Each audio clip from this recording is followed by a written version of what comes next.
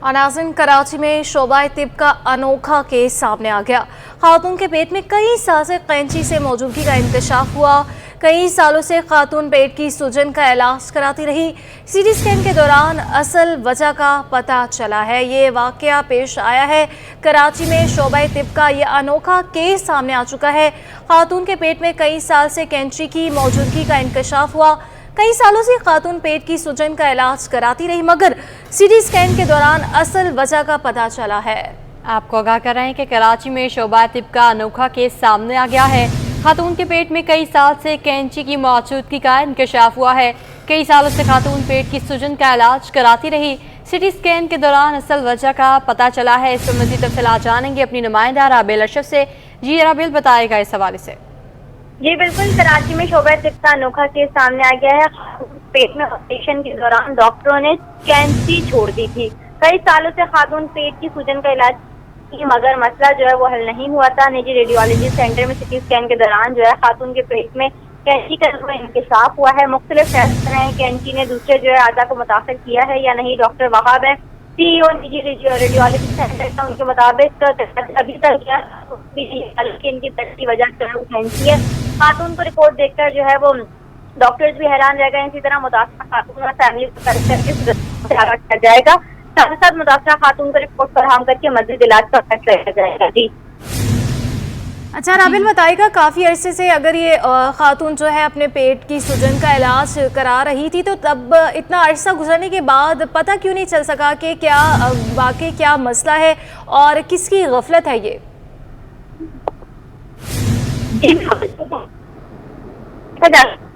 Doctor staff होते हैं, उनकी जो है गफलत की वजह से जो है वो सामने आते हैं। कभी कभी डॉक्टर्स भी जो है हॉस्पिटल्स में नहीं होते, जिसकी वजह से जो है हॉस्पिटल्स को देखती है, या फिर और कोई अंडर ग्रेजुएट स्टाफ होते हैं जो वो देख रहे होते हैं, जिसकी वजह से गफलत इस तरह की सामने आती है, जिसकी वजह से ना परेशानी जो है वो लोगों को, मरीजों को झेलनी पड़ती है।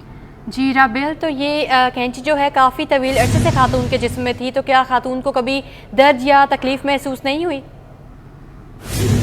किसी को महसूस होती है। अगर आप इंसान के पेट में अगर कोई चीज वाकई रोनुमा हो तो जाहिर है ऑब्वियसली वो पेट में दर्द होता है, लेकिन सीटी स्कैन कराने के बावजूद अब जाके ये रिपोर्ट सामने आई है कि खातून के जो पेट में वो कैंची रखी हुई है गलती से। जी, तो खातून मरीज़ा के जिस्म में अब कौन सी नई बीमारियां या पेचीदगियां पैदा होंगी?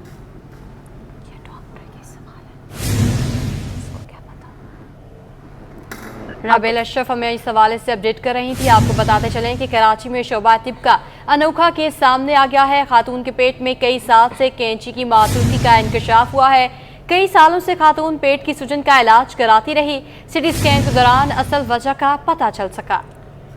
जहां कराची में शोबा तिब का ये अनोखा केस सामने आ चुका है और खातून के पेट में कई साल से कैंची की मौजूदगी का इंकशाफ हुआ। काफ़ी अरसे से कैंची जो है इस खातून के पेट में मौजूद थी, जिसके बाद इन्हें काफ़ी तकलीफ का सामना था।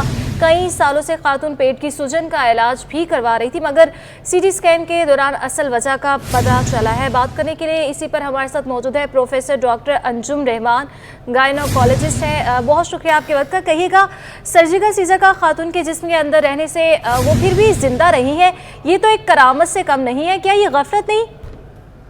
नहीं, बिल्कुल। अस्सलाम वालेकुम जी, मैं डॉक्टर अंजुम बात कर रही हूँ। आप बिल्कुल सही फरमा दी कि इतने अरसे तक अगर ये सर्वाइव की तो डेफिनेटली शी ब्लेस्ड, अल्लाह का करम है। डेफिनेटली शफा तो अल्लाह ही देता है, पर एक फॉरेन बॉडी का अंदर रह जाना, जो एक आर्टरी भी हो सकती है, एक कैंची भी हो सकती है। यूजुअली ये हमारे इंस्ट्रूमेंट होते हैं, ये हमारे औजार होते हैं जो हम ड्यूरिंग सर्जरी यूज़ करते हैं। ये डिफरेंट साइजेस के होते हैं, छोटे भी होते हैं, बड़े भी होते हैं। यूजुअली होती हैं, जिसको आप लेमैन में कैंची कहते हैं, वो उसी की कम ज़्यादातर होता है कि जी वो अंदर रह गई। और ये एक बहुत ही ज़्यादा कॉम्प्लिकेटेड चीज़ है। इससे पेशेंट की जान भी जा सकती है। दैट्स अ मिरेकल कि शी स्टिल अलाइव और उनको कोई कॉम्प्लिकेशन नहीं हुई है। इसलिए सिर्फ ये लोअर एब्डोमिनल पेन या एब्डोमिनल डिस्कम्फर्ट के साथ प्रेजेंट हुई, ये बहुत रेयर होता है। अदरवाइज पेशेंट यूजुअली जल्दी प्रेजेंट कर देती हैं सेप्टिसीमिया के साथ या पस के साथ या DIC यानी कि जिसम में जहर का फैल जाना,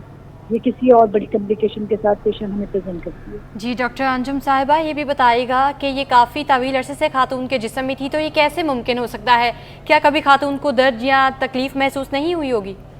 नहीं, जैसे भी मैंने आपसे कहा कि ये बड़ा रेयर है कि पेशेंट को कोई सिम्टम्स ना हुए हों और पेशेंट ऐसे ही मोबाइल हो और she is very okay. Usually patient बड़ी जल्दी हमारे पास प्रेजेंट करती है किसी न किसी कंप्लेंट के साथ, मगर जैसे आप बता रहे हैं कि इस पेशेंट को पेन था, परसिस्टेंटली पेन था। अब आई डोंट नो ये कितनी ड्यूरेशन, कब सर्जरी हुई, कितना ड्यूरेशन हुआ इसका, कितने अरसे से ये है, तो दैट्स वेरी रेयर।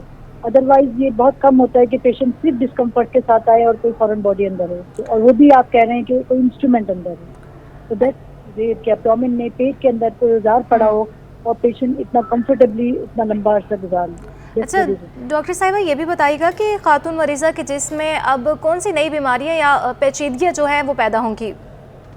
देखें, जो एक फॉरेन बॉडी है, किसी औजार का पड़ा रह जाना या कभी कभार स्पंज या कोई कपड़ा अंदर रह जाता है, सबसे इम्पोर्टेंट कॉम्प्लिकेशन उसमें पस होती है या एब्सिस होता है।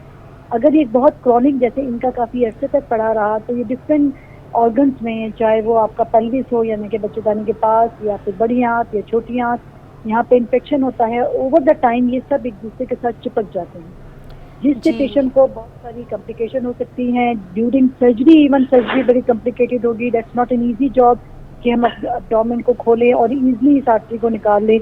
पर ऑपरेटिवली यानी कि ऑपरेशन के दौरान भी कॉम्प्लिकेशन हो सकती है, उसके बाद भी पेशेंट को रिकवर होने में डेफिनेटली टाइम लगेगा।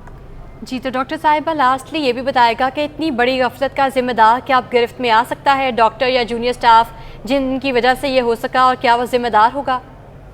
देखिए, ये वेरी राइट। पहली बात मैं ये कहूँगी कि देखिए, कोई भी डॉक्टर जानबूझ के कोई ऐसा काम नहीं करता, बट डेफिनेटली ये जिम्मेदारी डॉक्टर की भी है और पैरामेडिक्स की भी है कि वो प्रोटोकॉल को फॉलो करें। जब भी हम कोई सर्जरी करते हैं, हम हर चीज़ को काउंट करते हैं, इंस्ट्रूमेंट हो, गॉज हो, हर चीज़ की काउंटिंग होती है, नोटिस बोर्ड पे लिखा जाता है। इस प्रोटोकॉल को पूरा करना चाहिए, दैट इज़ वेरी मैंडेटरी। ये सिर्फ पैरामेडिकल या टेक्नीशियंस की जिम्मेदारी नहीं है, सोल रिस्पॉन्सिबिलिटी इसके साथ सर्जन की भी होती है कि वो उनको कहें, हिदायत करें सर्जरी के एंड में कि वो उन चीज़ों को काउंटर चेक करें। जी, हमारे साथ राबेल अशरफ और professor doctor Anjum Rahman gynaecologist हमारे साथ मौजूद थी। आपके वक्त का बहुत शुक्रिया राबेल अशरफ, आपके भी वक्त का बहुत शुक्रिया।